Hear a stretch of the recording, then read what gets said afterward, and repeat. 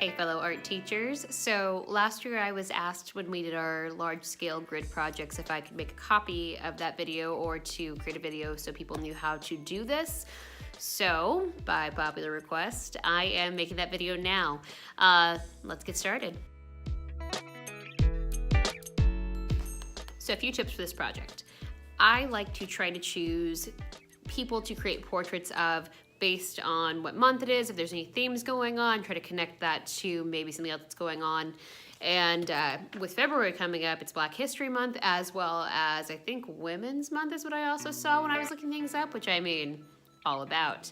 I found this really fantastic artist who does these illustrations of some really amazing people. Her name is Natalie Gonzalez.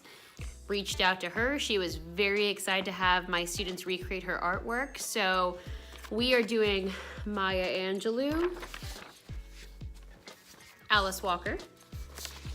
And I think we're gonna try to do Dolores Huerta as well, because I work in a school where we have a very high Hispanic population. And I think it's really great to incorporate that as well into this.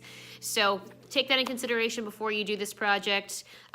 Before you get started, you definitely want to teach the kids how to grid, but it's kind of fun to throw them in this and have them figure out, oh, now I see why it matters how every box has to just match up. So it's up to you how you want to introduce that. I personally think it's really great to bring in some Chuck Close and then have them do this whole class assignment. So let's get started.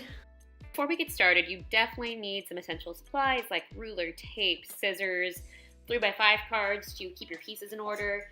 When we jump into this, you want to measure out 1 inch by 1 inch squares that you will cut out and you'll number and letter to keep track for your students. Afterwards, you will cut out each square, put it on the 3x5 card, tape it down, and hopefully your students will not lose these or draw on them so you can reuse them for other classes. This is a really easy way to keep track of pieces.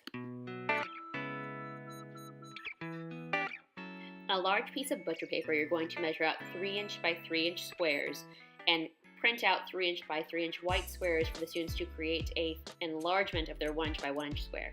The goal is that the students work collaboratively to make sure their pieces match up so that Alice Walker actually looks like Alice Walker and not someone that's not her.